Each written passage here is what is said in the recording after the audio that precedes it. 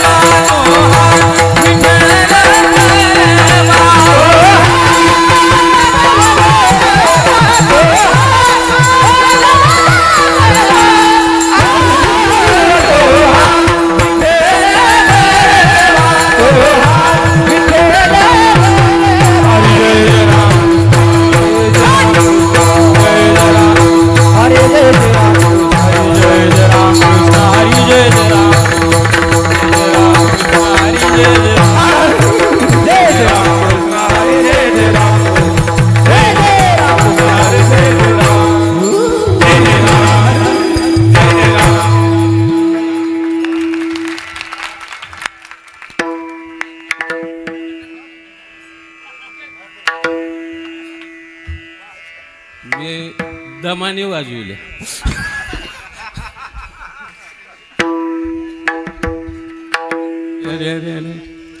येवलशे रोप लावियले द्वारी वलेसे रोप लावियले द्वारी वलेसे रोप लावियले द्वारी वलेसे रोप लावियले द्वारी राता वेलू गेला गगनावरी राता वेलू गेला गगनावरी राता वेलू गेला गगनावरी वलेसे रोप लावियले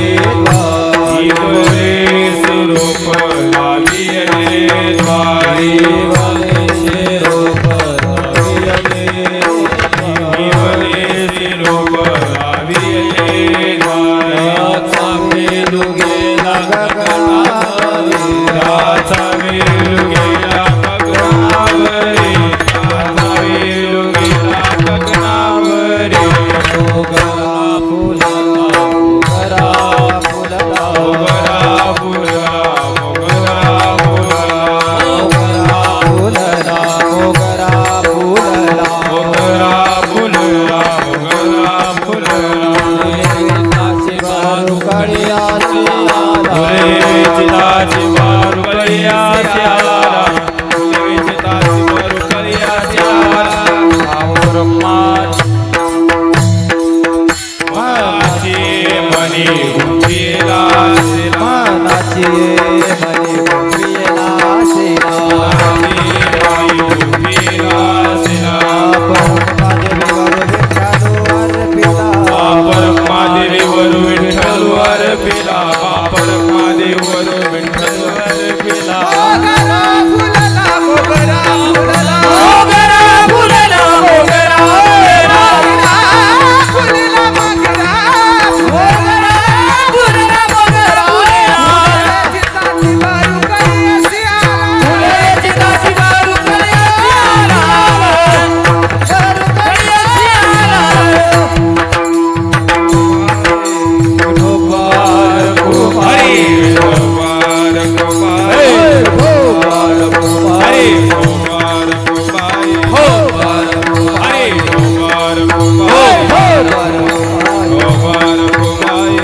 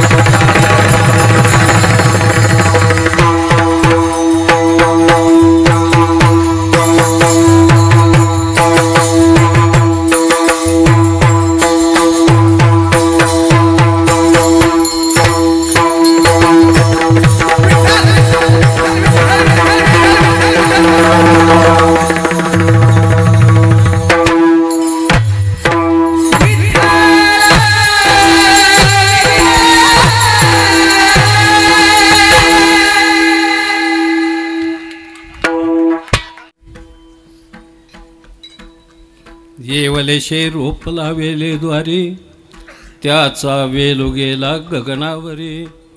मोगरा फुलला, फुले वेचिताची बहारू कळेश याला. मनाचे मणी गुंफेला शेला, बाप रखुमा देवीवरो विठ्ठलो अर्पिला. मोगरा फुलला, फुले वेचिताची बहारू कळेश याला. आत्मा त्वं गिरिजा मती सहचरा, प्राणा शरीरम ग्रह. पूजा ते विषोपभोग रचना, निद्रा समाधी स्थिती. संचार पदयो प्रदक्षिण विधी, स्तोत्राणि सर्वा गिरो. यद्यत् कर्म करोति तदखिलं, शंभो तव आराधनम. आता नमो रंगभूमिका, कीर्तनी उभे होती लोका.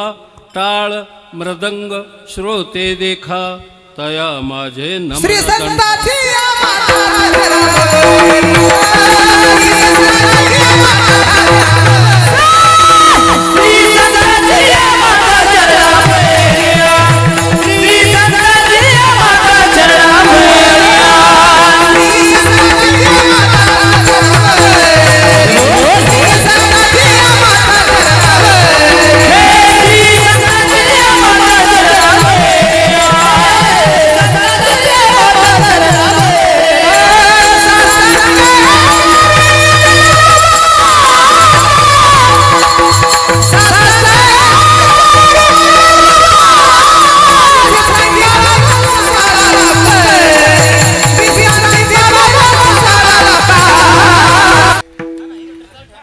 काय काहींचा पायगुण बी असा असतो.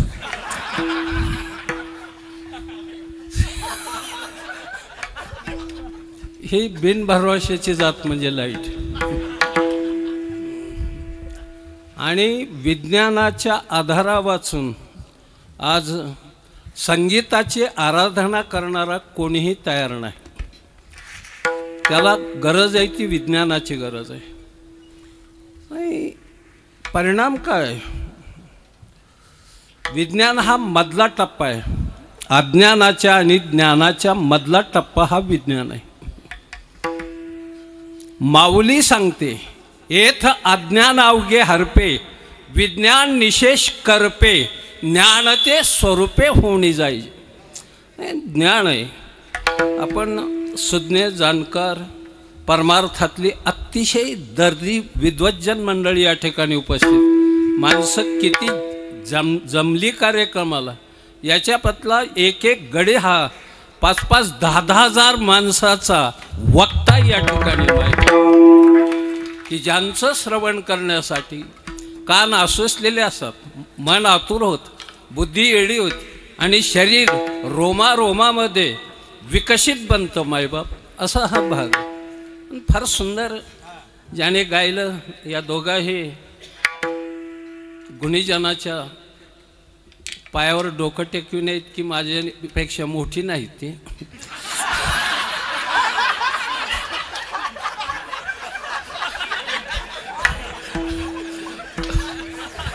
पण मी शुभेच्छा देऊ शकतो त्यांना.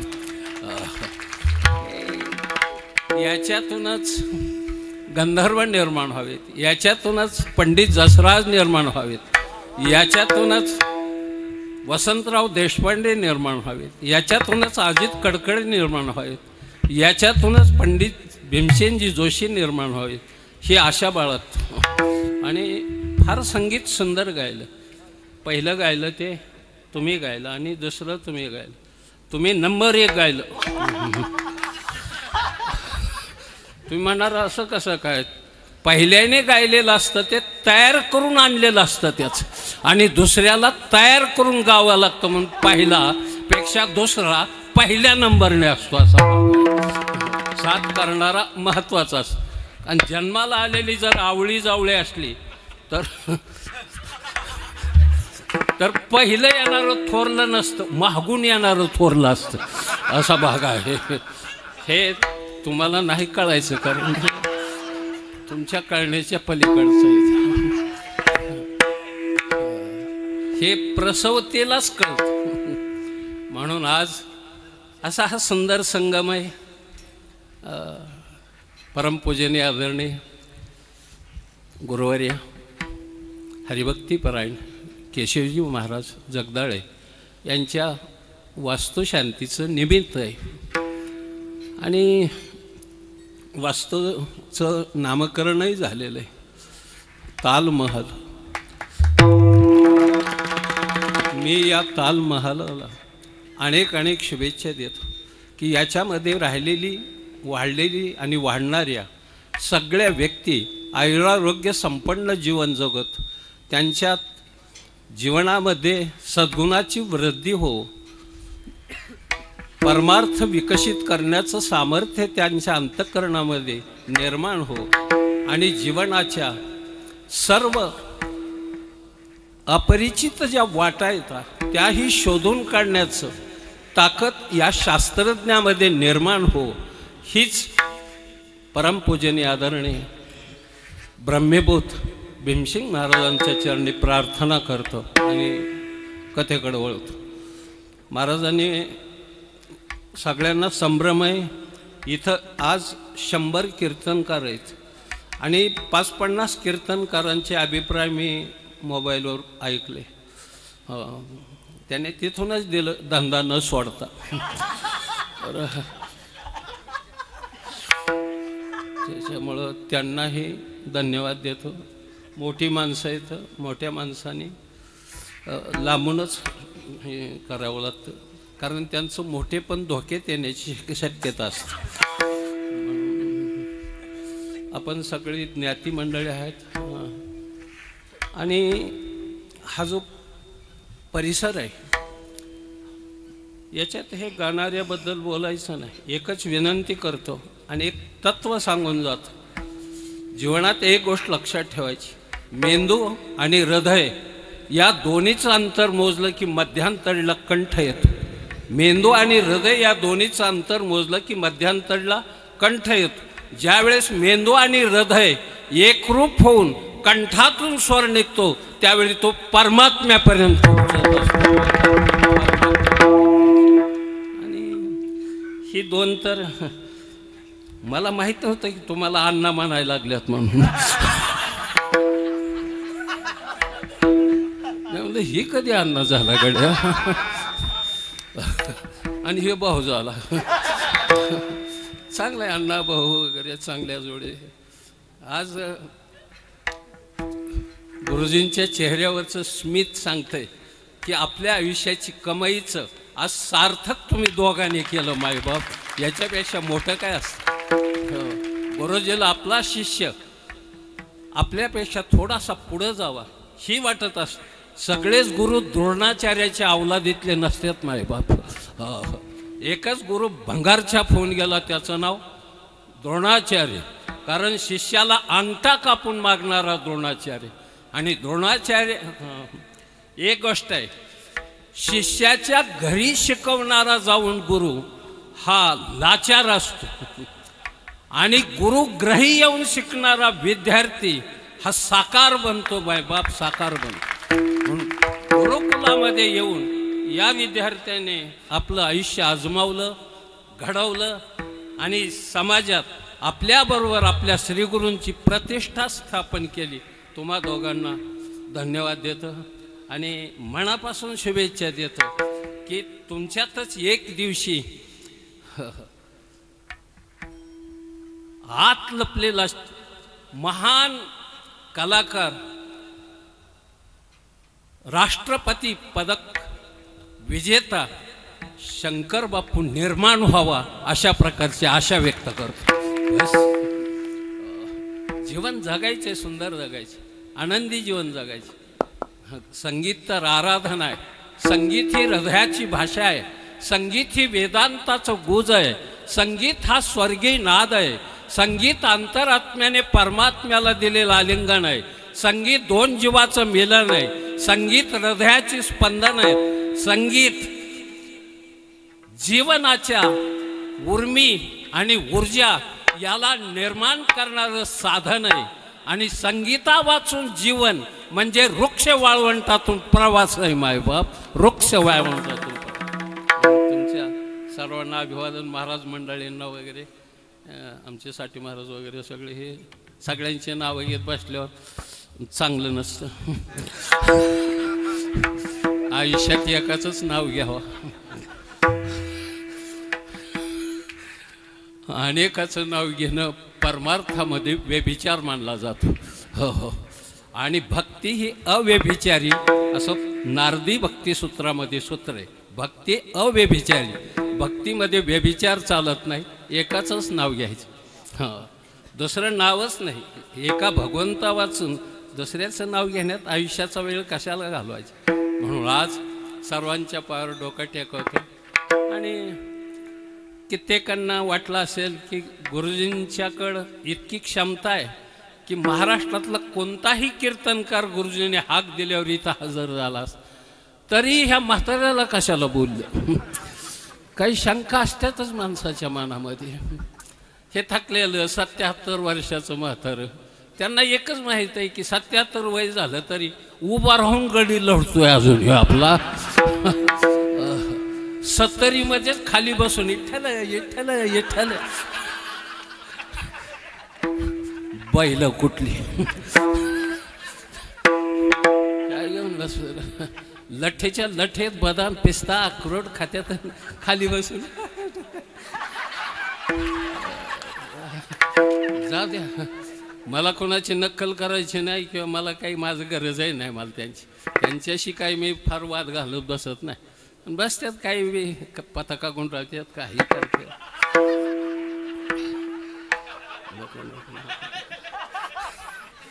सगळ्यांना घरी ऊत आलाय, पोरा बाळाला निघाला.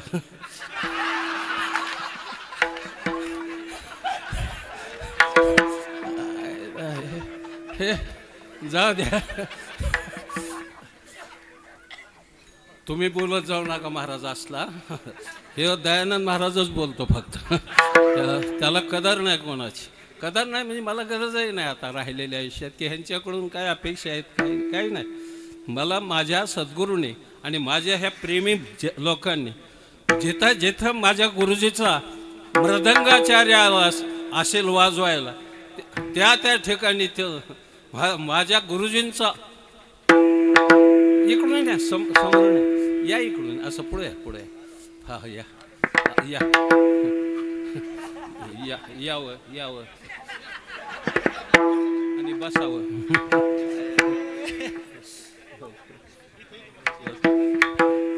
बरं झालं, दोघं बी थांबणार आहेत का. आता अलीकडं माणसं थांबत नाहीत, त्याचं दुःख जास्त आहे. कारण धावपळीचा बापू थांबणार. बापू कुठे जातात, बापू जायलाच कुठे असतात, तिकडं बंद आहेत, पोलिस आले दारात. त्याच्यामुळे चांगलं आहे. हे आदर्श माणसं आहेत. कारण निस्पृहतेने सेवा करणारी अशी थोडी माणसं आहेत. हे आमच्यासारखी हे कमी मिळालं तर निम्यातून गाडी महागात घेऊन त्याच्या दारावर आदळणार गडे आम्ही.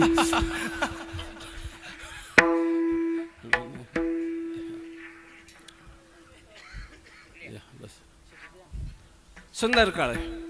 महापुरुषांच्या पदस्पर्शाने या महावैष्णवांच्या संगतीत हा सोहळा संपन्न होतो. मी कीर्तन करायचं, आपण ऐकायचं असं काहीच नाही. तुम्ही सगळी सांगणारीच आहेत, पण कोणीतरी निमित्त मात्र असावं म्हणून फक्त हा प्रयास आहे गुरुजींचा.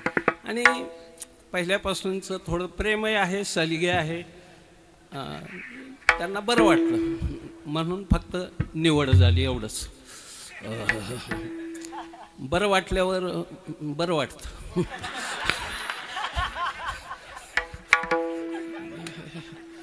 बरं वाटण्यासाठी आतून बरं लागतं म्हणजे बाहेर बरं पडतं, असा भाग वगैरे. बहुतांशी आमची महाराज मंडळी वगैरे स्तुती वगैरे कोणाचं करत नाहीत, कोणाचं नाव वगैरे घेत नाही. कालचा किती चांगला कीर्तन असला तरी त्याचं आज असलं असं काय नाही. आता हे अण्णा यांना जर नाही मृदंगाचार्य अण्णा यांना जर दुसरा पखवाजी आणला, एक गोष्ट लक्षात ठेवा, दुसरा पखवाजी आणला आणि त्यांना म्हटलं यांच्या थोडंसं तुम्ही वाजवा, तो लगेच पकवाजावर थाप टाकणार ना, तो पकवाज उभा करून ठोकील थोडासा इकडं ते, म्हणजे पहिला किती चुकलेला आहे दाखवायचा प्रयत्न तो बैल करतो. म्हणून ही परंपरा आहे. बापू बरं तब्येत वगैरे? ह्या वयात विचारलं पाहिजे तब्येतीचं वगैरे. खरं त्यांनी मला विचारायला पाहिजे होतं, अधिकाराने विचारायचं. नाही नाही, हे धंद्याचा टाईम.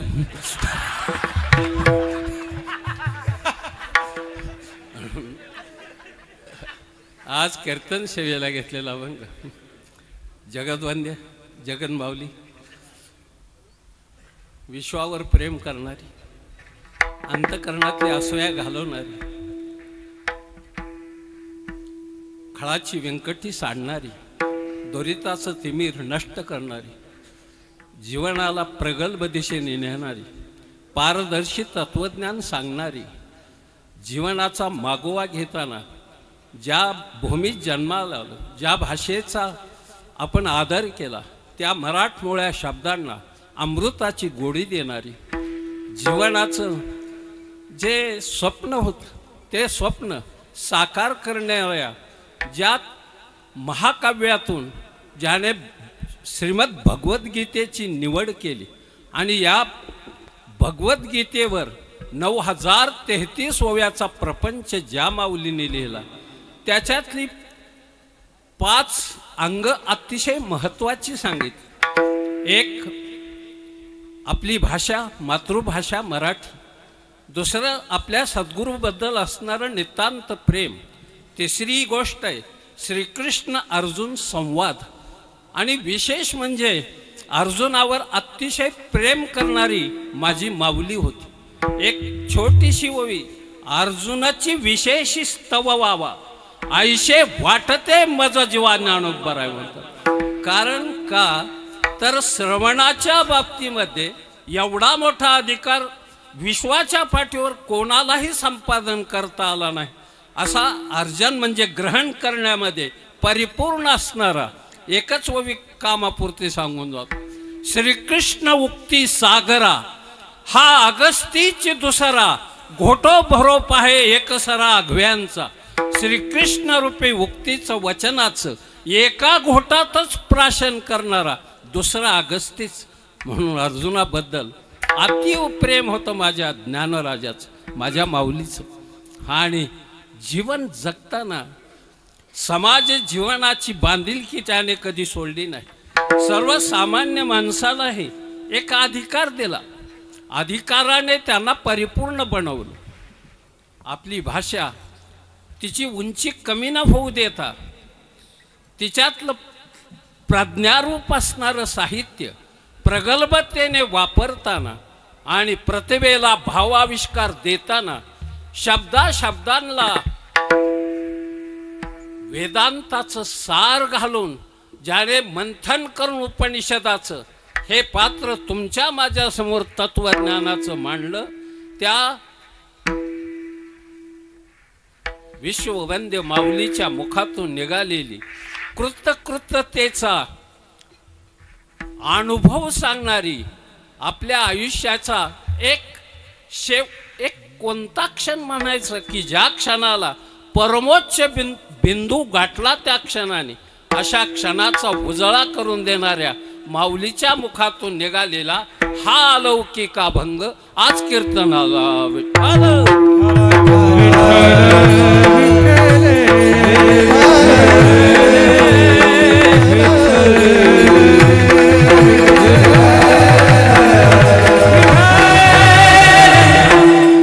वारकरी तत्वज्ञान, थोड्या आवाजाची गरज. वारकरी तत्वज्ञान हे कळायला अवघड आहे. त्याच्यातल्या शब्दांशी आपण खेळू शकत नाही, त्याचा अर्थ समजवू शकत नाही सामान्य माणसं. घटन मटन पटन रज्जून सरपण स्थानून पुरुषन शुक्तीन रजतन सत्ख्यातीन असत्ख्यातीन अनिर्वचने अज्ञानन आवरणन विक्षेपण परोक्षण अपरोक्षण शोकनाशन आनंदवाप्तीन पूर्वमीमांसान उत्तरमीमांसान सांख्यन कनादन गौतमन हे सामान्य माणसांचा हा विषय ठरू शकत नाही.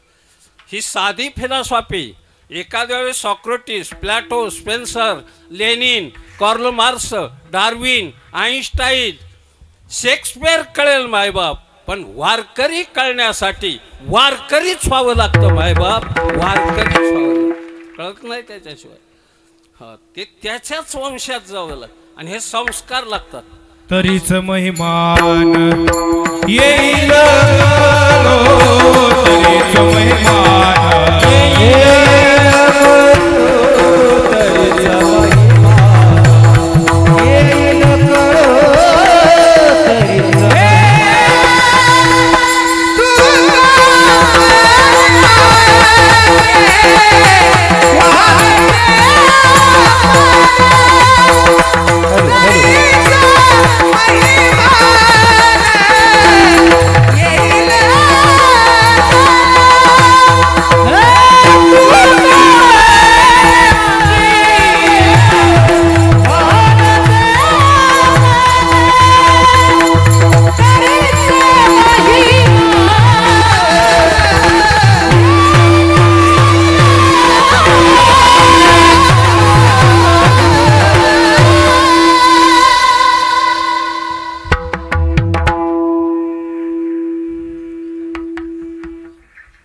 एक गडी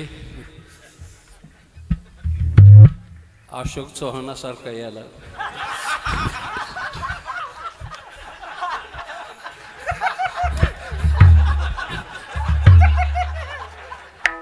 बारकाकडे एक एकाचे मनोव्यापारी हे विश्व होय समोर एवढा अधिकार आहे माणसाचा. म्हणून कधी कधी असं वाटतं पण भाग्यवान आहे चव्हाण तास. तिकडून निघाला राज्यसभेचं लगेच तिकीट की लगेच खासदार व्हायला चांगला आहे रे. काही काही गडी नशिबानं जायच्यात आणि काही प्रयत्न करूनही जमत नाहीत. तिकडून भाजपमधून तिकडे गेला राष्ट्रवादीत, त्याला वाटलं तिकडे गेल्यावर जुळल धंदा, तर त्याचं विभाजन ह्यो गडी मोकळाच राहिला एकनाथ खडसे. दोन्ही खळी चुकला. काय जीवनामध्ये असं कधी कधी घडतं की कधी प्राक्तन चांगलं असतं नसतं हे ह्याचे त्याचे. आता मगाशी आमचे महाराज म्हणजे गुरुजी आता काय नाही म्हणजे मोकळं झालं केस वगैरे. दयानंद महाराजाला हे ऐकून समाधान वाटलं असेल का?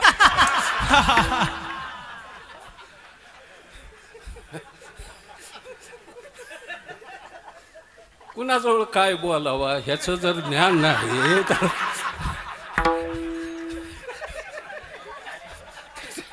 त्यांना काय त्यांना माहित आहे की ही जात कुठेही असली तरी सत्याला कधी सामोरच जाणार आणि असत्याला कधी पाठीशी घालणार नाही मायबाप.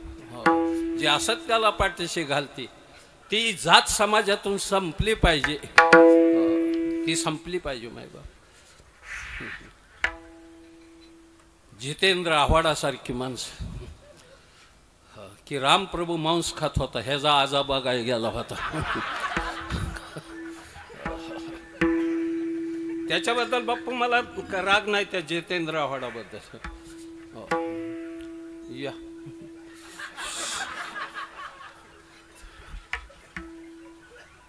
तर बस. तर गंमत अशी आहे, महाभारताच्या युद्धाच्या प्रसंगाला अर्जुनाने एक प्रश्न विचारलाय भगवंताला की मी युद्ध कोणाबरोबर करावं. हे सगळे आचार्य आहेत, कृपाचार्य, द्रोणाचार्य, अश्वत्थामा, भीष्माचार्य, सगळे आचार्य आहेत, मोठी माणसं आहेत. यांच्यावर कवणेशी म्या झुंजावे, कोणाबरोबर युद्ध करावं. आणि यांना अरे ज्याने मला खेळवलंय मांडीवर त्यांना मी मारू का? भगवंताने उत्तर फार सुंदर दिले. हे जरी आचार्य असले तरी दुराचार्याला पाठीमागं घालतात. म्हणून हे आचार्य सुद्धा संपले पाहिजेत मायबाप. आणि एवढंच शिकायचं, परमार्थात शिकायचं ती एवढंच शिकायचं, बाकी काहीच नाही. आणि कीर्तन करणं वगैरे विनंती निर्भीड बोलत चाला, घाबरत जाऊ नका. वारकऱ्याने कधी घाबरायचं नाही. पताका गुंडळून खिशातून काठी हातात, असं जारांगे पाटील म्हटले. चांगलं बोलतात काय काय माणसं, मस्त आहेत, चांगलं आहे. आणि जे चांगलं आहे चांगल्यासाठी होतं. जे घडतंय त्याच्याशी काळ साक्ष असतं, भविष्य साक्ष असतं. म्हणून कधीतरी कुठं इंद्राने तप केलं होतं सह्याद्रीच्या घाटमाथ्यावर, आणि आपल्या कमंडलातलं पाणी थोडं शिल्लक राहिलेली सोडली धार, आणि त्याच्यातून जन्माला आली ती इंद्रायणी नावाचं प्रभाव नदी. सूक्ष्म उगमस्थानी अतिशय लहान, आणि विकसित होत गेली ती नदी. इंद्रायणी विकसित होत गेली, तिचं पात्र रुंदावत गेलं. रोपटं लावताना लहानच असतं मायबाप, पण ज्या वेळेस त्याला या वातावरणाने पोषक असं वातावरण निर्माण होतं, त्यावेळी त्याला पानं, फुलं, फांद्या ह्या परिपक्व आणि भक्कम बनतात. ही इंद्रायणी खाली वाहत आली. वाहत येत येत तिने देहू ओलांडली मायबाप, आणि आळंदीच्या प्रांगणात सिद्ध बेटाच्या जवळ येऊन पोहोचली. तीच इंद्रायणी. क्षणभर थांबली इंद्रायणी. तिने वळून पाहिलं सिद्ध बेटाकड. 4 भावंड खेळताना तिने पाहिलं. कधीतरी निसर्गाला थांबवण्याची शक्ती या भावंडामध्ये, निसर्गाला आपला नेम बदलण्याची शक्ती या भावंडात आहे, हे त्या इंद्रायणीने जाणलं. थांबली, थरारली, आणि कटेवर हात देऊन ती उभी राहून पाहत होती हे दृश्य. काय करीत होती ही बाळ? याच्यातल्या एका बाळाने, माझ्या ज्ञानराजाने, आपल्या पर्णकुटीच्या अंगणामध्ये एक छोटंसं रोपडं लावलं, आणि ते रोपडं होतं मोगऱ्याचं. काही रोपं अशी आहेत ना, जी लावली ना ती विकसित होतात आणि विश्वाला सुगंध देतात. अशी माझ्या गुरुजीने ही मृदंगाच्या रूपाने लावलेली रोपं आहेत मायबाप. संपूर्ण विश्व सुगंधित केल्याशिवाय राहणार नाही. अडचण होती फार. पूर्वी भजन कीर्तन करायची, पक्वाजे भेटत नसायचं, आणि भेटला तर त्याचा एकच बोलपाट असायचा, गंपांग सुतार, गंपांग सुतार. मी म्हणलं तुझा गणपा सुतार कधी बंद व्हायचा? मग ते म्हणलं वाजवा तुम्ही. मला येत असल्यावर तुला कशाला जोड? नाही तेव्हा का ठेवला पकवाजा निघाला. आता तशी अडचण राहिली नाही, आणि पोरांनाही सगळ्या सांगतो वगैरे, विनामूल्य सेवा करू नका, भविष्य बेकार आहे. तुम्ही निस्पृहन वैराग्यन त्याच्या गप्पा घरी हानीत जा. त्या गप्पा जीवनात नाहीत उपयोगीच्या ठरत. मोठ्या मोठ्यांना उपासमारीची पाळी आली वैराग्यामुळे. त्याच्यामुळे ज्याचं बरं आहे ना घरी त्याने हाणायच्या गप्पा, पण नका ते सांग. देवा शपथ खोटं बोलत नाही मी, हे खरं सांगतोय. बालगंधर्व ज्याचे स्वर कानावर पडले तरी, अरे दुपारी घनश्याम सुंदरा श्रीधरा दुपारी भोपाळी लागली तर पहाट झाल्यासारखी वाटते मायबाप. इतकी ताकद त्या भोपाळीमध्ये. ते गाणाऱ्या बालगंधर्वाला 243 रुपये कर्ज शेवटपर्यंत फेडता आलं नाही. परिस्थिती जाऊन द्या. फार अलीकडं विठाबाई नाव ऐकलंय तुम्ही? हां, तुला बरं कळलं. आमची भजने कुठं कुठं जाते.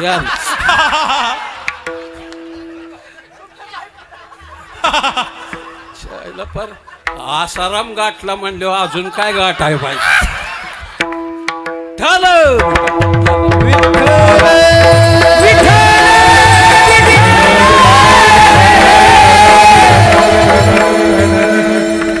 विठाबाई जिने एक फिरकी मारली तर अख्खा महाराष्ट्र वर फेटा फेकत होता. बापू शेवटला वर्गणी करावं लागली. इंजेक्शनाला पैसे नव्हते. भीष्मेला खांडला पदकं विकावं लागली, गामागुंगाला पदकं विकावं लागली. एकच गोष्ट लक्षात ठेवा, जोडून या धन, उत्तम व्यवहार आहे, उदास विचार आहे. जीवन चांगलं जगण्यापुरतं, अति कमवा म्हणून सांगणार नाही मी. हो, पण जीवन जगता यावं शेवटच्या क्षणात. कोणी नसतं. धोंडा महाराजांनी माझ्या खांद्यावर हात ठेवून एक वाक्य वापरलं, वाणी चलती ना तोर समाज आहे. ज्या दिवशी वाणी संपेल त्या दिवशी कोणी उदबत्ती लावणार नाही तुम्हाला. कोणी सावधानतेचा इशारा म्हणून सांगितलं. आता काही आहे जीवनामध्ये भरभरून ईश्वराने दिलंय आणि आहे उपयुक्तता त्या माणसांच्या बाबतीत. आता आमच्या बाबतीत वैरागी विरक्ती सांगणं काय वाईट नाही, कारण सांगू नये आम्ही तसं जगत नाहीत म्हणून. नाही कळलं. सांगून जगणं वेगळं, सांगूनही न जगणं हे फार बेकार आहे. पण ते पाहिलं ते मोगरीचं झाड, हो, लावलेलं ते छोटंसं रोपडं पर्णकुटीच्या द्वारात, परिणाम काय त्याचा परिणाम हे आज पाहतोय आपण. हे सगळे विद्यार्थी या रोपड्याचा परिणाम आहे मायबाप, या रोपड्याचा परिणाम. हे छोटंसं रोपडं आणि तेच माऊली अभंगाच्या पहिल्या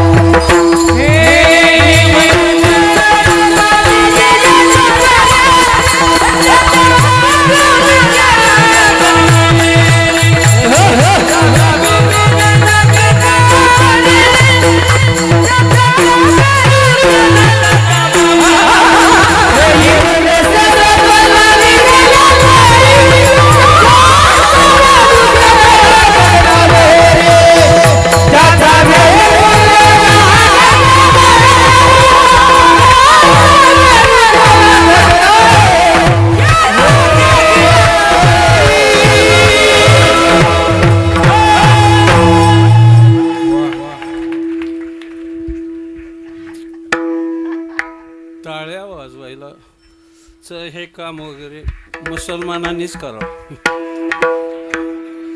एखादा मुसलमानाचा साधा गाणारा कवाली म्हणा गझल गात असला त्याला ताल काल साल नाही समजू द्या काय, पण बसलेली जी 5-4 कोरीव दाढीची लगेच म्हणणार वाह बहुत अच्छा, क्या बात, बहुत अच्छा. आणि आपल्याला जणू पोलिओ झालाय. कधीतरी प्रोत्साहन द्यायला शिका ना आपल्या कलाकाराला, आपल्या गुणीजनाला, आपल्या गायकांना. का आपण असं करतो? अरे जीवन जगतंय सुंदर. या या समोर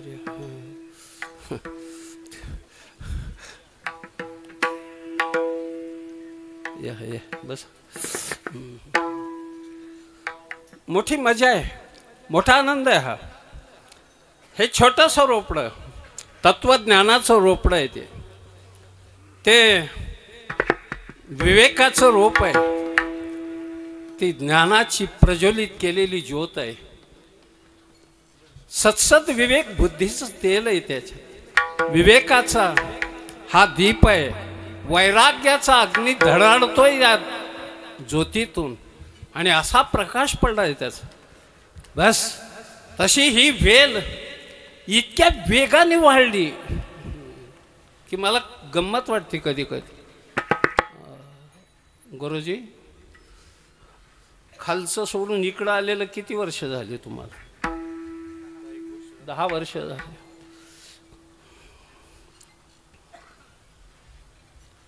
10 वर्षामध्ये या वेलीला तिथून हे स्थलांतरित झालेलं रूप होतं. वाटलं नव्हतं अशा प्रकारचं की या उजाड माळावर हे परमार्थाचं ओयाशीस फुलेल, आनंद मिळेल. पण अतीव कष्टाने, जिद्दीने आणि स्वतःचा पुरुषार्थ आणि त्याच्या पाठीमागं आईची प्रेरणा, वडिलाची प्रेरणा, पत्नीची प्रेरणा, एकटं नसतं करत कोणी. आणि आता तर पोरगही बरोबरीला आलं. 2 वर्षांनी पुन्हा आशीर्वाद द्यायला यावं लागेल, कारण तोच धंदा आता इथून पुढं करायचा. कोळी वाढावे संतान, बस भरपूर सांगतो मी. आणि तोही आनंद म्हणजे याच्या लग्नापर्यंत मी मरत नाही असं सिद्ध झालं. त्याच्यासाठी पुढच्यांचं चांगलं हे करायचं. बापू 75 झाली. कधी आहे? 70 आहे का? काय होतंय काय ना.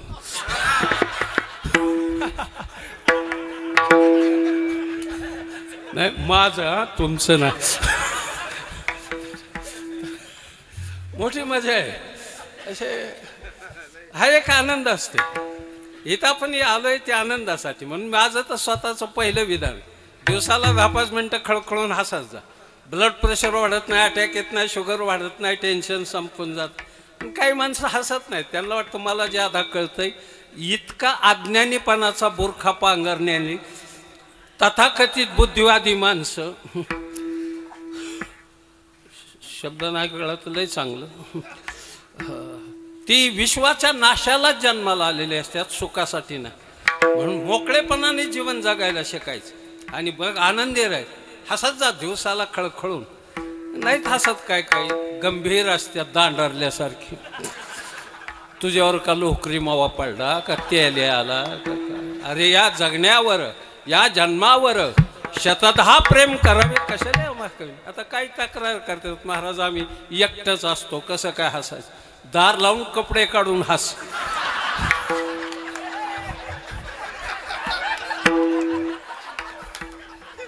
हाय जमलं तुला तर तसं कर, हस. जाऊ द्या. मोठी माणसं विनोद करतात, त्या विनोदात एक ताकद असते. लोकमान्य टिळकावर देशद्रोहाचा खटला होता. वकील लवकर येईनात. केस बोर्डावर आलेली होती आणि टिळक अस्वस्थ झालेले. तिथले तिथं फेऱ्या मारित होते. तितक्यात पुण्यातले 2 वकील आले. ते म्हटले टिळक फार अस्वस्थ आहेत. म्हणजे ठरलेलं वकील येणार. केस बोर्डावर आली, देशद्रोहाचा खटला आहे, ते लढवण्यासाठी त्याच वकिलाची गरज आहे. ते पुणेरी भाषेत सदाशिव पेठेतून आलेली ती 2 जण म्हटली काळजी करू नका, आपण एक सोडून 2 वकील देऊ.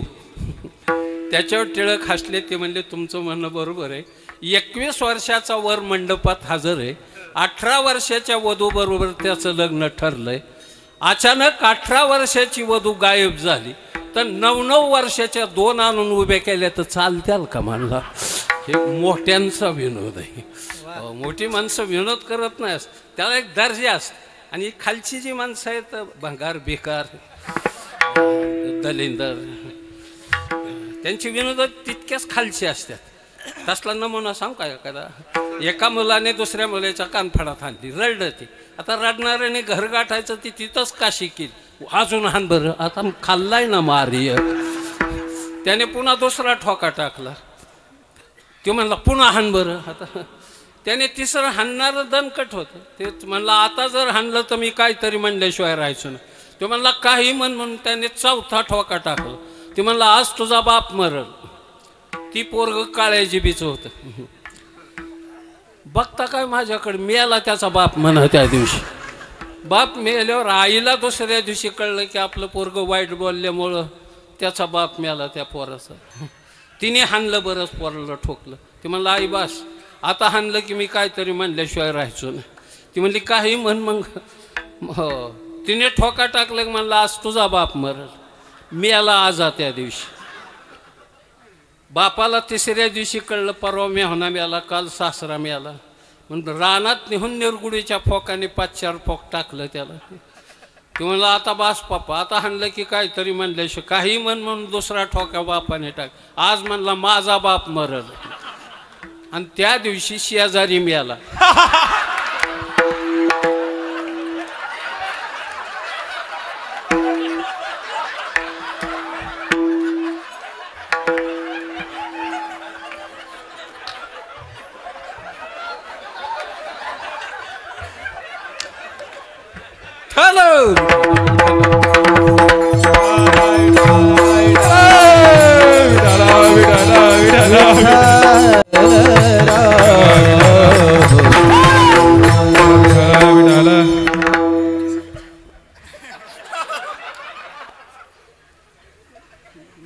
माफी मागतो तुमची. बापू म्हणजे चलू दे तुझं काय असेल.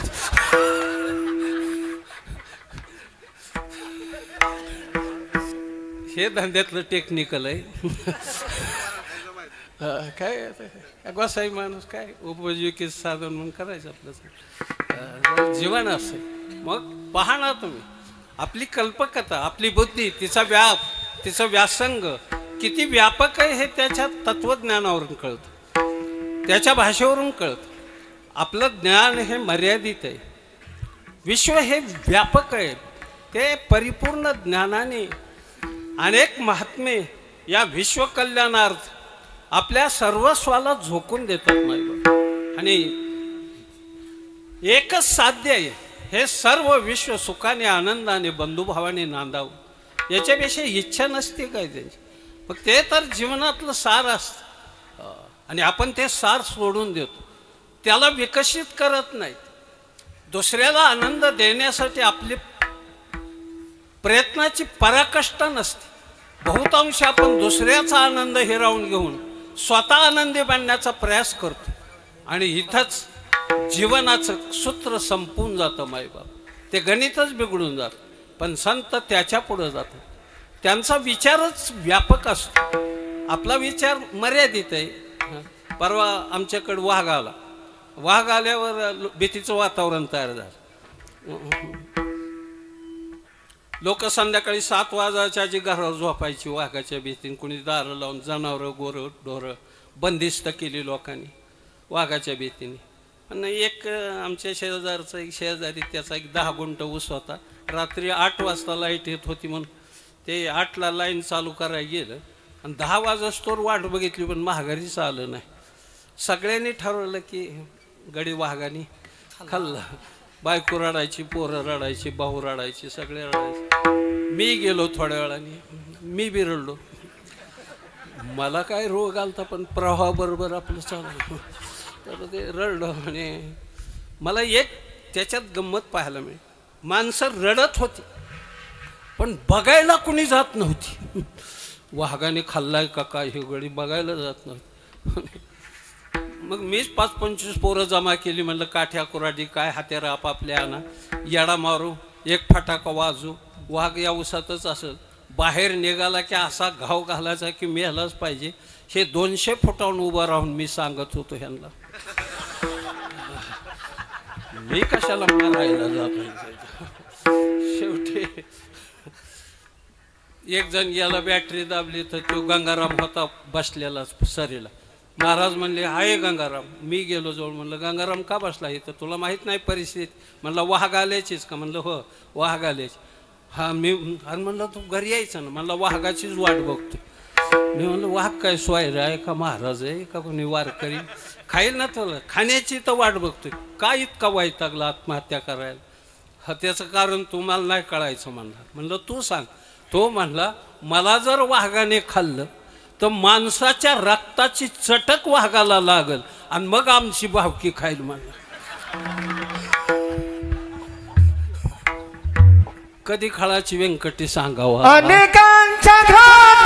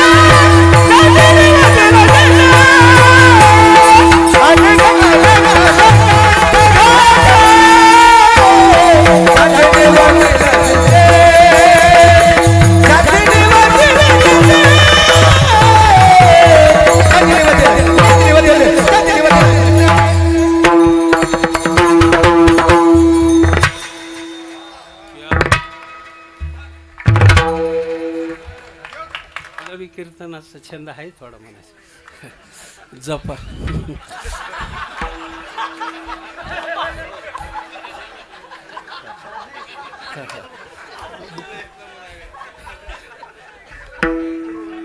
हा आणि आगला बाहेर चालाय सांग. मी प्रतिगामी नाही, मी पुरोगामीच आहे. त्याच विचाराने वाढलो. सगळे आजीदादा वगैरे सगळी पुरोगामी विचाराचीच होती, तरी बाहेर निघालीच.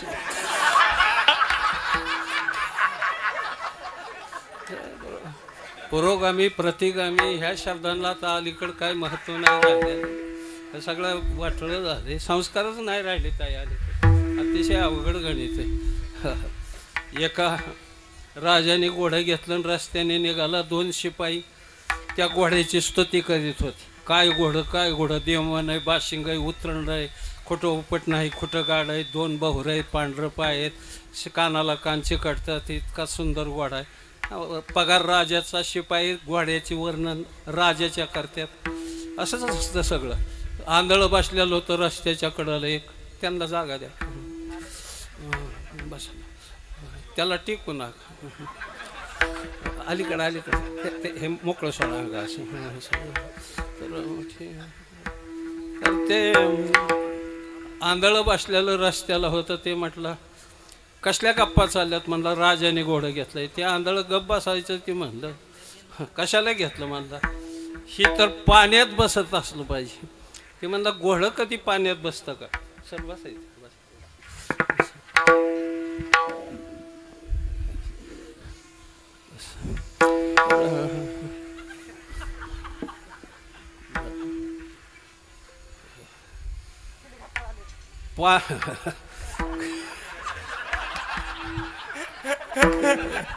जात इसरून रे कधी कधी वया हा घोडं कुठं पाण्यात असं. माझा हात थरथर कापत्यात हे होता. अलीकडे जरा वयोगटाप्रमाणे हात थरथर कापत्यात. चहा प्याताना ते आमची म्हातारी म्हणली. काय म्हातारीने सांगितलं, म्हणले तुमचा चहा प्याताना हात कापतो, मग पाकिट घेताना नाही बरा कापत. या गाड्याने ऐकलं मला टोमना हाणतो. चांगली म्हातारी, अजून दात पडले.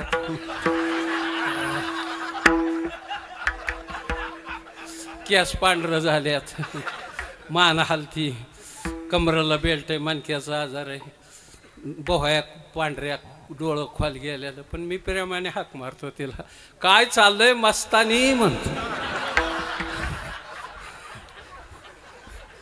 ती बी आतून म्हणते आला वाटतं माझा बाजीराव.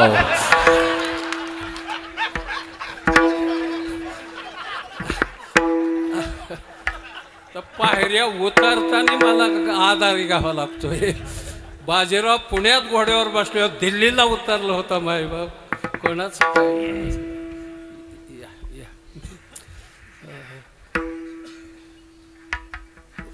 या सर बसा पुढे, इथं परत जवळ बसा, काय होत नाही. मला संसर्गजन्य रोग नाही, काय नाही.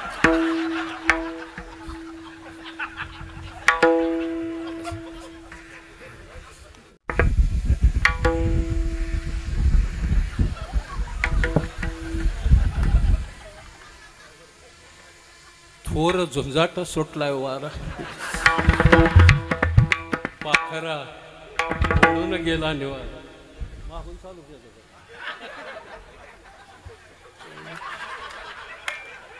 मला विमानाची भीती वाटते. ती अमेरिकेत ह्याच्यात घुसलं नव्हतं इमारतीमध्ये. 29/12 का किती, हा 29/12 असं काहीतरी तारीख आहे. ते जाऊ दे आपल्याला काय.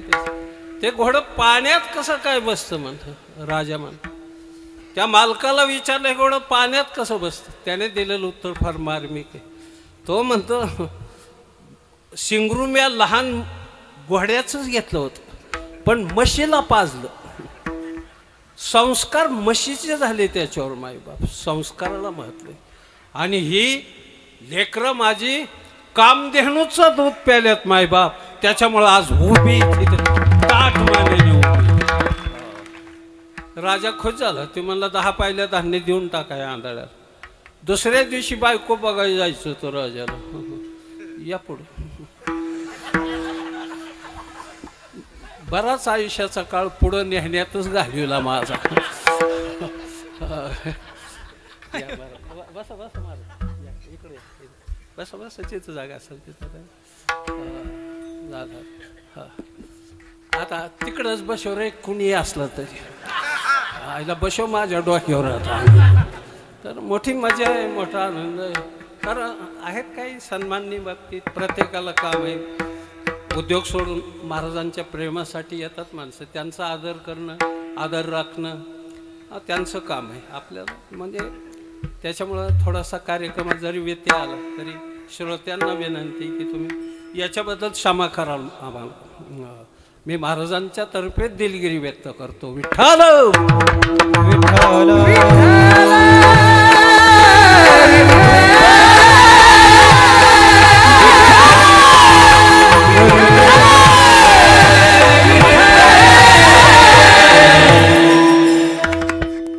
दुसऱ्या दिवशी राजाला बायको बघायला जायचं. त्याच्या मनात एक विचार आला की आंधळं नेलं तर परवडेल का. गाडी पाठवून बोलून आणलं. मुलगी फार सुंदर होती, अतिशय सुंदर होती. रंभा, उर्वशी, मेनका यांचा पिळून रस काढून तयार करावी अशी झाली. मृगनयना, रसिक, मोहिनी हे शब्द कमी पडावात अशी देखणी होती.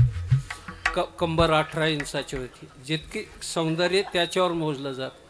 जितकी कंबर लहान असेल तितकं जास्त सौंदर्यवान. आता टेपच पुरत नसेल तो भागवू नये, त्याच्याबद्दल बोलणे न लगे.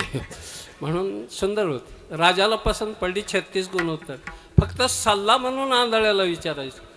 त्याने आंधळ्याला विचारलं कशी काय मुलगी. ते म्हणलं मला काय दिसतं का. पण त्या मुलीने आपल्या शरीराचा एखादा अवयव माझ्या हातात दिला तर मी ओळखील ही मुलगी कसली. ती मुलगी उठली आणि तिने आपला हात त्या आंधळ्याच्या हातात दिला. 10 मिनिटं सोडलाच नाही त्या आंधळे. आणि सोडल्यावर सांगितलं ही मुलगी कळवातनीची म्हणलं. लग्न मोडलं होतं. राजाने त्या मुलीच्या आईकडं पाहिलं. म्हणलं काय म्हणताय ह्या अंधी व्यक्ती. ती म्हणली राजे ही मुलगी माझी नाही, कळवातनीच्या पालावरच मला सापडलेली. राजा खुश झाला आणि त्याला सांगितलं 2 पोती धान्य आंधळ्याला द्या. आणि पटांगणात आल्यावर राजाने विचारलं तुला कसं काय कळलं की ही मुलगी कळवातनीची. त्याने दिलेलं उत्तर फार मार्मिक आहे. तो म्हणतो खानदानी बाई कधी परपुरुषाच्या हातात हात देत नसते, त्याच वेळेस ओळखलं की ही जात संकरित आहे म्हणून. येऊ द्या अजून पुढे, हाय जागा आहे.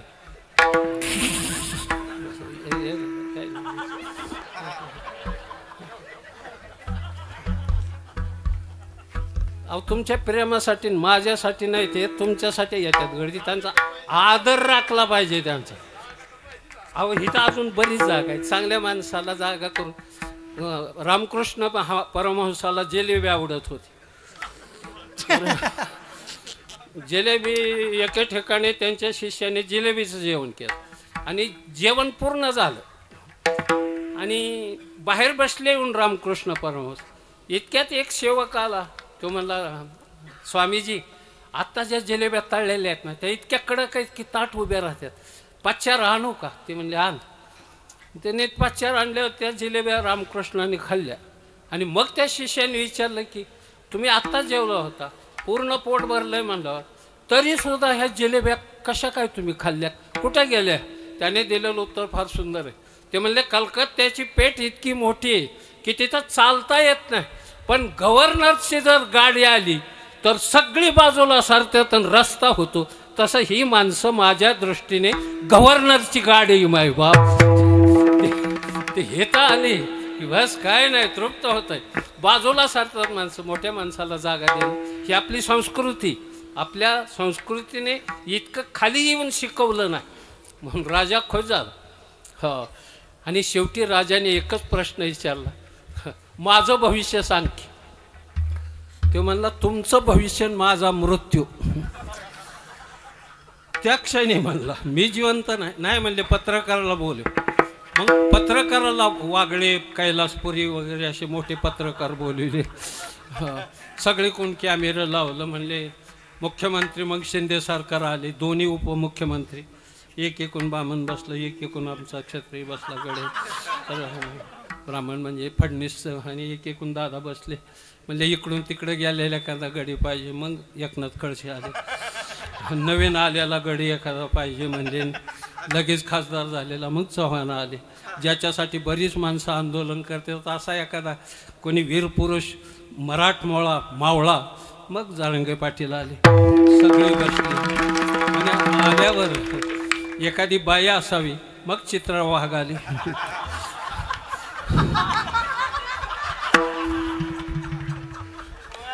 चित्रा वाघ आल्या. ते म्हणले ही जरा कमी बोलती, जहाल बोलणारी एखादी बाई पाहिजे. मग सुषमा अंधारे आल्या. तेवढ्यावर नाही म्हटले एखादा असा पत्रकार खासदार पाहिजे की ज्याचं लोक कटाळल्या तरी तो सांगा कटाळला नाही, असा संजय राऊत आला. मग सगळी जमा झाली. सांग म्हणले माझं भविष्य. ते म्हटलं तुझ्या इतका कडू, नीच, खालच्या पातळीवरचा दलिंदर, भिकार, भंगार दुसरं जगात कोणी नाही. त्या राजाला सांगितलं. त्याला फार राग आला. त्याला वाटायचं तलवार उपसून मुंडका हाणावं, पण सगळे पत्रकार मंत्रिमंडळ बसलेलं नाईलाज होतं. त्याने आईकडं पाहिलं. आई काय म्हणताय तरी तू गप्प कशी?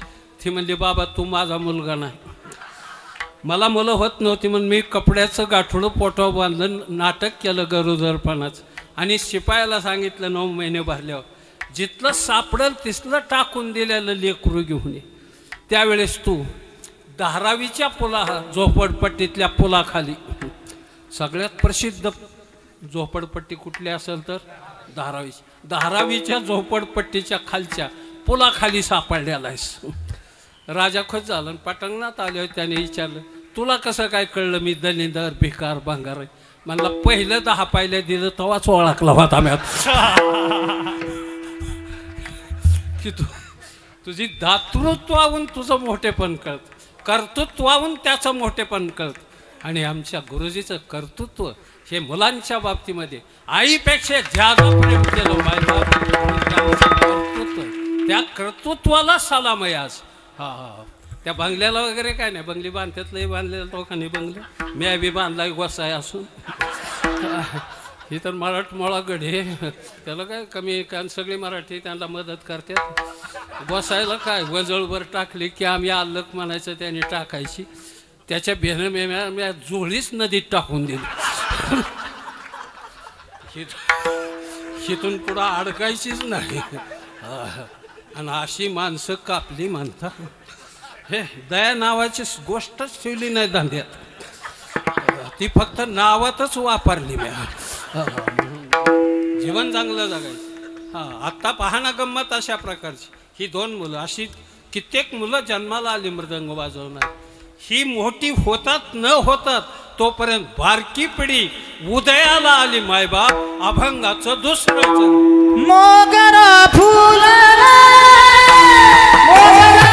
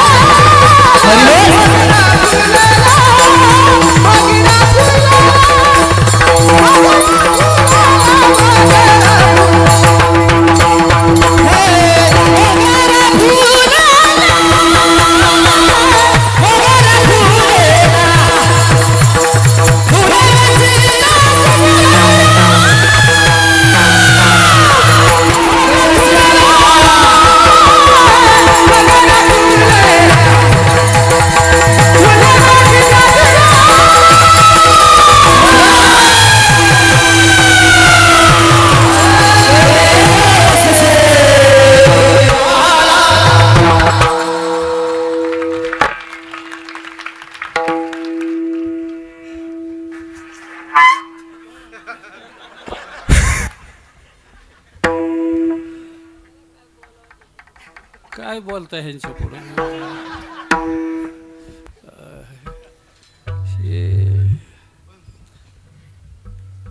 सगळ्या वनस्पती पिळून जी एक रस तयार होत, त्या रसाला एकाच शरीराने ग्रहण करायचं अवघड असतं. तसं हे विविध रस आहेत इथं. कुठं शांत पाहायला भेटतो, कुठं अद्भुत पाहायला भेटतो, कुठं भयानक पाहायला भेटतो, कुठं वेगवेगळे रस पाहायला भेटतो. पण रसज्ञता असावी लागते त्याला. रसज्ञता असेल तर काय उपयोगीचं नाही. म्हणून मला कधी कधी वाटतं ही गुरुजी इतकं गात नसत्यात, ही मला माहीत आहे. ही आजच गात्यात इतकी ताण. रोज असतात ना माझ्याकडं 8 दिवसा 15 दिवसा कुठंतरी एखाद्या मॅचला असतात. आज भारत जिंकल्याशिवाय नाही राहायचं वाटतंय. मग 1 विकेट 75 धावा झाल्या मी घरातून निघालो होतो. तर बरं आहे सध्या कसोटी चालू आहे म्हणून झालंय. चल स्वयंपाकाला उशीर आहे का? कारण आमची कीर्तनं जी लांब ज्यावेळेस सांगतात त्यावेळेस तिकडं पाकशाळा जरा गार झालेली असते, हुशार असतात ना. तसं तुमचं नाही मला माहिती. आणि काय मध्ये बोलू नका आता, लय बेकार बोललो ना.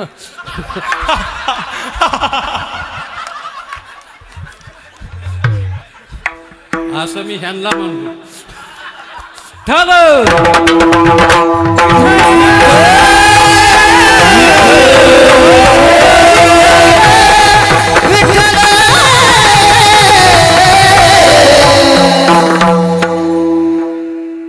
काही गोष्टी अशा असतात की जे पूर्ववैमनस्यातून आततायी बुद्धीतून असे जन्माले. परमार्थ असा नसतो, तो उत्साही असतो आणि त्याच्यात एक दातृत्व असतं. असं म्हटलं जातं की 1-2 डाव शिकवायचे ठेवून गुरुजी शिष्याला दान करतो, असं ऐकतो आम्ही कधी कधी किंवा म्हटलं जातं. पण गुरुजी तुमच्या बाबतीमध्ये सर्वस्व दान करणारे तुमच्या एवढा मोठा गुरु नाही तर राखूनच. मोठी झाडं कधीच बारक्या झाडाला उपजारे येऊन देत नाहीत, असा नियम आहे निसर्गाचा. म्हणून मोठी झाडं उन्मळून पडावं लागतात, असं शहा मोदीला सांगत होतं.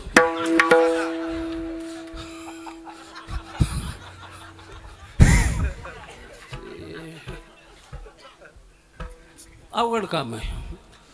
हुशार आहेत ते ब्राह्मण, डोकेबाज आहे ब्राह्मण आपला. ब्राह्मणा इतकं डोकेबाज कोणी नाही. ब्राह्मण नादीच लागत जायचं नाही मुसलमानाचे आणि ब्राह्मणाचे. शक्यत 2 जातीवर लय अतिशय बुद्धिमान असतात माणसं. ब्राह्मण तर इतकं आमच्याकडे परवा लग्न झालं, लग्न लागलं, माणसं जेव्हा निघाली पण महाग बसलेली एक गडी हुशार होता. तो आला बडजीपाशी, किती वर्ष लग्न लाव? तो म्हणला 20 वर्ष. असेच लावता का मला? तो म्हणला झालं काय? तो महागार घेत नव्हता. काय झालं तुम्हाला नाही का माहीत? म्हणला मला माहिती आहे, पण तू सांग काय झालं. ते म्हणलं नवरा नवरी उलटी उभा केली ती तुम्ही. नवऱ्याचं तोंड कुणीकडं पाहिजे नवरीचं हे तुम्हाला कळत नाही. ते म्हणला एवढं मला कळत नाही का? मग का उलटी उभा केली? ते बटजी हुशारच. ते म्हणला नवऱ्याला चंद्रबळ होतं का?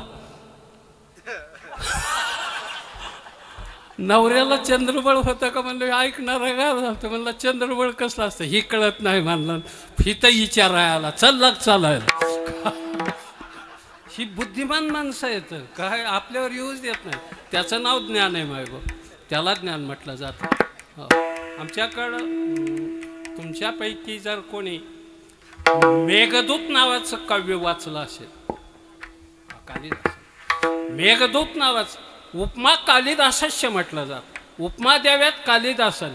पण जी मोठी माणसं असतात ना ती थोडी लहरी असतात आणि छंदिष्ट असतात आणि पुढं पुढं भांगिष्ट होतात. ती असा भाग वगैरे त्याला नाच गाणं पाहण्याचा छंद होता. काही काही माणसाला काही छंद असतो, पण ते भोजराजाला आवडत नव्हतं की एवढा मोठा विद्वान आणि नाच गाणं पाहतो म्हणजे. त्याची खोड मोडायला भोजराजा त्या नर्तकीच्या घरी गेला. कालिदास तुझ्याकडे येतो. ते म्हणजे येतं. काय करते तू? ते म्हणले मला 5 रुपये दौलत ज्यादा करतो, मी एक गाणं गाते तेवढ्या पुरतं नाचतो आणि निघून जातो. ते म्हणलं 500 रुपये देतो आज. ते म्हणजे कशासाठी? एक काम करायचं. तो म्हटलं कसलं का? भोजराजा सांगतो कालिदास आला की त्याचं मुंडन केल्याशिवाय त्याला आज गाणं ऐकू देऊ नको. हो. ते म्हटले ठीक आहे. त्याला काय, त्यांचा व्यवसायचाही तो पैसा मिळवणं. हा किती मिळवला पाहिजे, कुठंतरी समाधानी झालं पाहिजे, हे बऱ्याच कीर्तनकारांना सुद्धा अजून कळा नाही की आपण कुठंतरी थांबलं पाहिजे. आता किती कापायची ही बी ठरलं पाहिजे. कापा पण जरा मर्यादेने कापा, लयच तड पडून देऊ नका. लयच हाल करून करून मारली माणसं, मारा जाऊन. तुम्ही सुखी नाही, देवा शपथ व्हायचं नाही, सुखी नाही व्हायचं. दयानंद महाराजांनी पैसा घेतला नाही काय, मी विरक्त वैराग्य अशातला काही भाग नाही. ताणलं नाही लोकांना कधी बापू, आयुष्यात ताणलं नाही कधीच नाही. मिळेल त्याच्यात मी समाधानी. मी माझं पाकिट घरीच उघडलं आयुष्यभर. हो, आणि उमऱ्याच्या आत 30 वर्ष झोपलो नाही. काय वैराग्य आहे तुमच्याकडचं मला कधी कधी वाटतं. झोपायला इथं जरी आलो तरी कुठं झोपायचं, या पटांगणात झोपायचं. जीवनाभर थोडीशी तरी काहीतरी करा ना. आणि नुसतं काय रे 4 शब्द बोलला येत आले, यमक जुळवायला येत असलं. अरे तसलं तर मी इथून जायचो.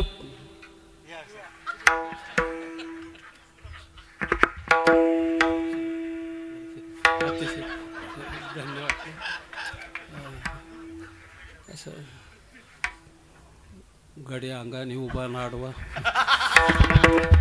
त्याच्या रूपात गावरान गोडवा.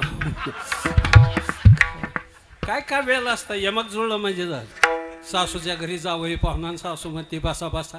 त्याने विचारलं इकडला बेस कसा कसा, बसा बसाला कसा कसा जॉईंट झाला.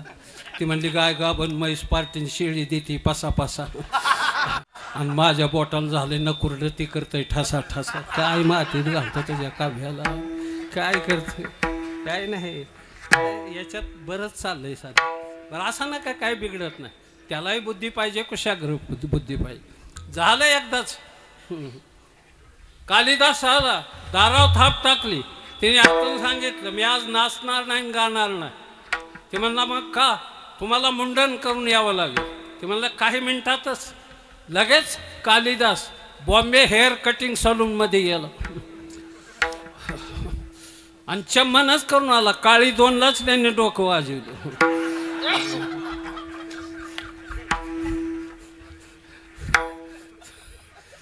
त्या बाईने दार उघडलं, नाचली गायलं. हा, आणि याने ठरल्याप्रमाणे 5 रुपये दिलं आणि कमरेला कट्यार आणली होती. ती खसकन काढीन तिचा हात धरला आणि सांगितलं घे देवाचं नाव. ती म्हणली मी काय केलं, मला माहीत नाही. म्हणला कुणाचं तरी डोकं तुझ्या डोक्यात शिरल्याशिवाय माझ्या डोक्याचा गोंदा झालेला नाही. म्हणला ही बुद्धिमान माणसाचं काम. ती म्हणली राजाने मला 500 रुपये दिले. मग एकच गोष्ट लक्षात ठेव, त्याला आल्यावर गाढवासारखं ओरडल्याशिवाय ही बातमी सांगू नको. हा निघून गेला आणि राजा आला. त्याने दारावर थाप टाकले होते. या बाईने आतून कोण आहे. म्हणला मी राजा. काय झालं कामाचं. म्हणले मी तुम्ही गाढवासारखं ओरडावं लागेल तेव्हा त्यावेळेस सांगेल. ते बोहा करून ओरडलं गाढवासारखं. तिने सांगितलं तुमचं काम झालंय. कालिदासाचं मुंडन केलं. दुसऱ्या दिवशी दरबारात पालखी पाठवून कालिदासाला आणलं आणि संस्कृतमध्ये विचारलं राजा भोजराजाने किम पर्वणी मुंडनम, अशी कोणती पर्वणी होती की तू मुंडन केलं. त्याच्यावर कालिदासाने दिलेलं उत्तर फार सुंदर आहे. तो म्हणतो राजा गर्धब गायंती. काय बोलतोय मी कळतं ना तुम्हाला. राजा गर्धब गायंती तत्र पर्वणी मुंडनम. राजे लोक गाढवासारखे ओरडायला लागले की आम्हाला पर्वणीच. मग मला तेरी चूप आणि मेरी चूप, दोघंही गपचिप म्हटलं. जीवन जगायचंय ना, ते विद्वानाला शह द्यायचा नाही. चेस वगैरे खेळा, चेस खेळता का. सगळ्यात सुंदर खेळी कोणती, सगळ्यात श्रेष्ठ खेळी कोणची मानली जाते. एका वाक्यात सांगू नाही, प्यादी बळी देऊन वजीर मारणं ही सगळ्यात मोठी. आणि जीवनात तेवढंच शिकायचं. लई मोठी फिलॉसॉफी नसते, येत कळत नसतं. ते एवढं कळलं पुष्कळ झालं. आणि हे तुम्ही करायचं, सारखी प्यादी टाकायची वजीर ठोकायचं.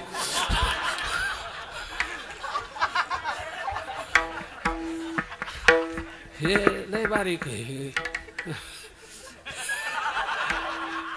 तरी माणसं मला विचारतात कधी कधी, विनोदाने सांगतो परस्पर विचाराची, वेगवेगळ्या विभागातून निवडून आलेली एकत्र तरी कशी काय राहतात व.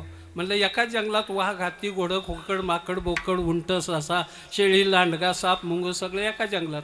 पण जंगलाला आग लागली तर हरणाला चिकटून वाघ पळतो पण धरीत नाही. म्हणलं वा साप मुंगसावून जातो, मुंगूस पकडीत नाही. उंदीर बोक्यावून मग गोडी बोका धरीत नाही. शेळी लांडग्याला घासून लांडगा पकडीत नाही, कारण जंगलाला आग लागली येडीची.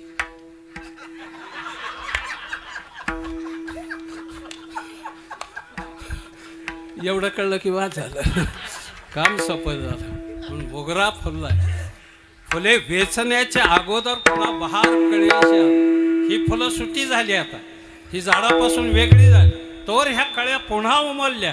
आणि ह्या कळ्याचा जो सुगंध आहे मोगरीचा, तो अत्यंत सुंदर सुगंध मायबाप. इतका सुंदर सुगंध.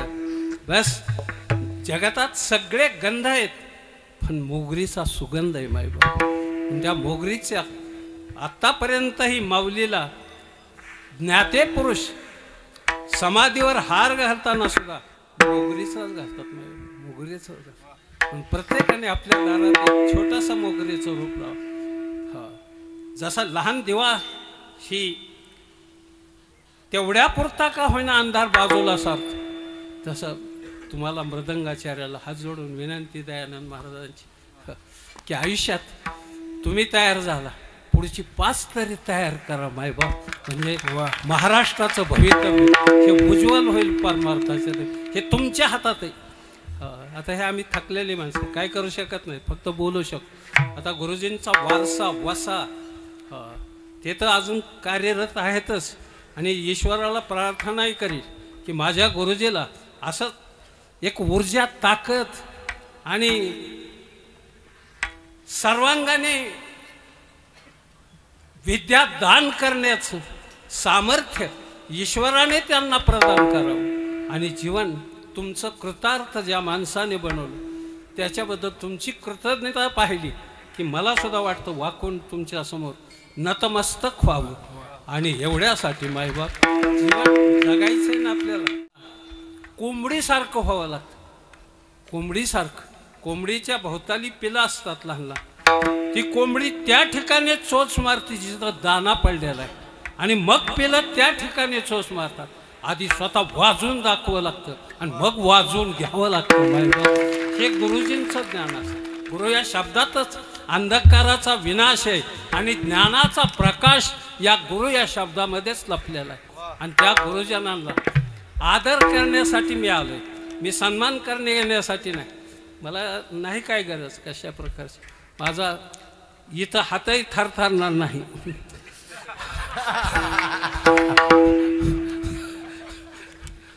आणि थरथरला तरी तेवढ्या पुरता दम काढेन मी.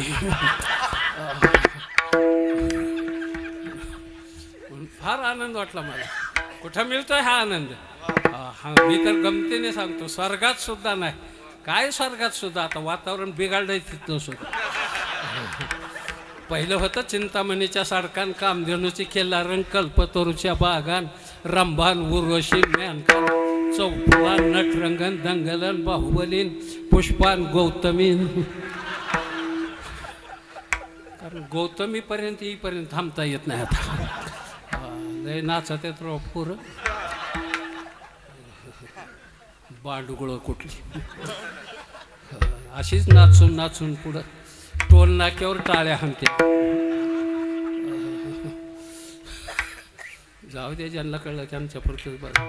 म्हणून स्वर्गात तसलं काही नाही. स्वर्गीचे आम्हाला येथे ताकी देवा, स्वर्गीचे आम्हाला येथे ताकी देवा, देवा स्वर्गीचे आम्हाला येथे ताकी देवा, स्वर्गीचे आम्हाला येथे ताकी देवा, स्वर्गीचे आम्हाला येथे ताकी देवा, स्वर्गीचे आम्हाला येथे स्वर्गीचे आम्हाला येथे ताकी देवा, स्वर्गीचे आम्हाला येथे ताकी देवा.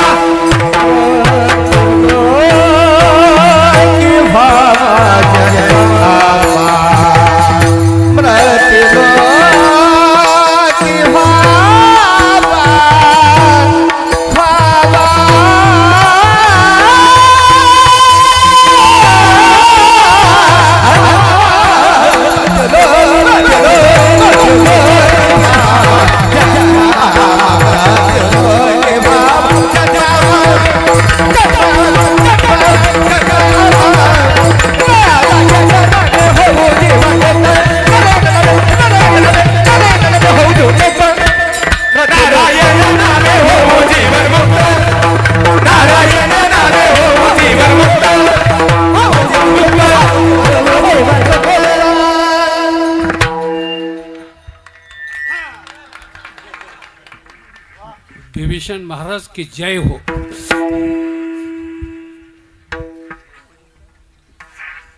मला माहित आहे तू ताल हिथूनच शिकून गेलेलास. असं काय तू काय गेलता काय शिकागोला तिकडे?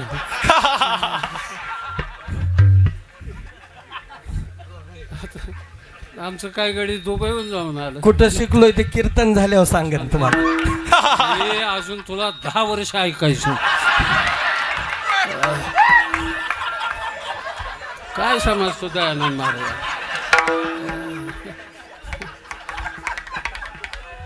लय वाट लावली मी असं हातो.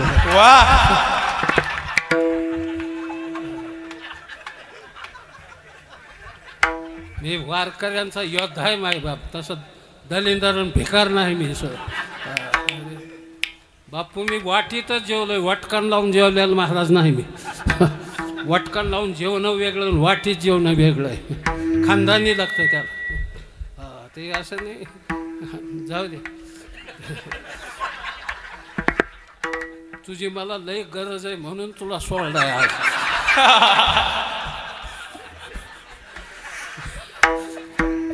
लागतं धंद्यात असली भी ही रोज चांगली कलाकार भेटत असतात काय जाऊ. हे रोज की आज आपली सापड्यात संधी मी हात धुवून घेतला. चांगलं गणित अतिशय. तुम्हाला अभिवादन करतो. आणि ही रोज आहेत आम्हाला. बिभीषण झालं, हरिभाऊ झाला. हरिभाऊ कुठं बसला कडे?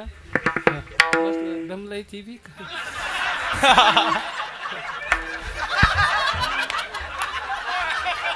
काय करतो तू? म्हणणार काय? एक गोष्ट सांग, त्याचा दोष नाही. ती फुकट वापरून घेतला लोकांनी. हरिभाऊ सारखा गाणार कोणी नाही. महाराजांनी म्हणायचं त्यांनी. कोणत्या महाराजांनी काशी केली, मदत केली त्याला म्हणून असं करत नाहीत माणसं. मला कधी अरे गुरुजीचं कौतुक करताना काय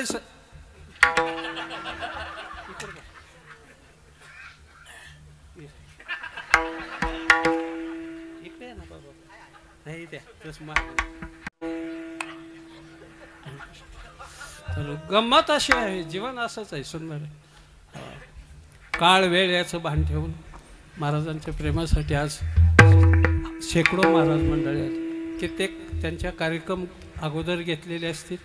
त्यातली बरीच मंडळी महाराजांचा सत्कार घेऊन निघून गेली.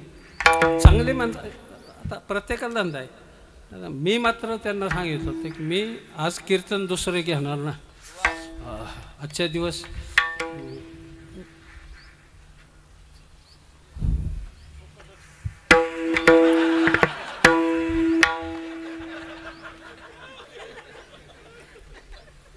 हे तर फुकट केलं काय निकत गेलं का. पण माझी खात्री की तुम्ही 10 पायल्यावर वाट नाही लावायचं.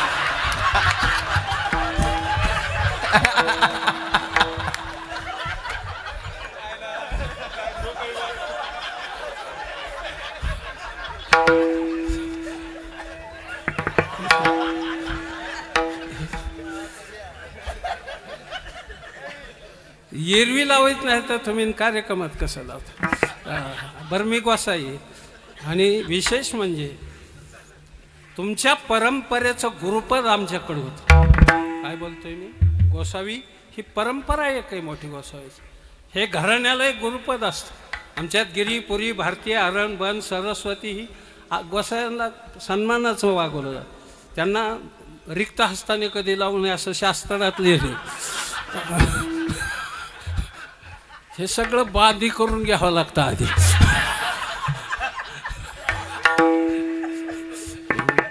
सर्वांच्या पायावर डोकं टेकवतो आणि टाहो फोडून एकदा भगवंताचं नाव घ्या. रामकृष्ण टाहो नित्य, रामकृष्ण टाहो नित्य भोडी, रामकृष्ण टाहो नित्य भोडी.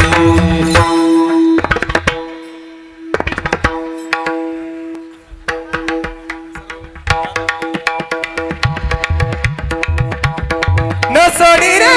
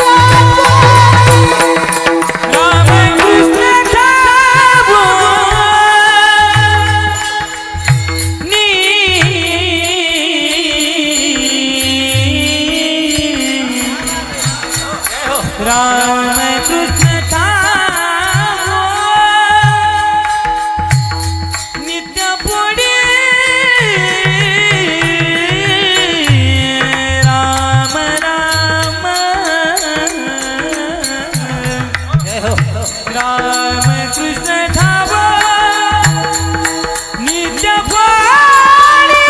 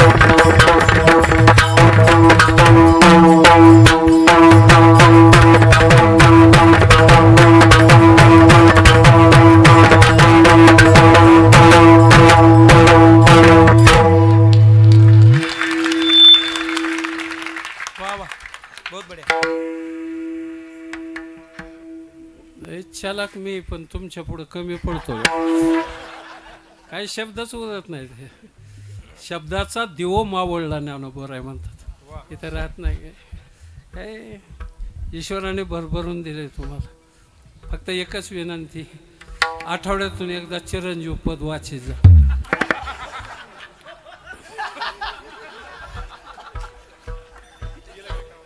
काय बापू खोटं सांगितलं हा हे इंडियन पेनल ॲक्ट जसं आहे तसं हे वारकऱ्यांच्या दृष्टीने चिरंजीव पद हे फार महत्त्वाचं आहे सगळ्या वारकऱ्यांनी वाचणं अतिशय गरजेचं फार सुंदर वाजवलं एक इच्छा आहे सगळ्या माणसाची की गुरुजींनी फक्त 2च मिनटं वाजून मी सेवा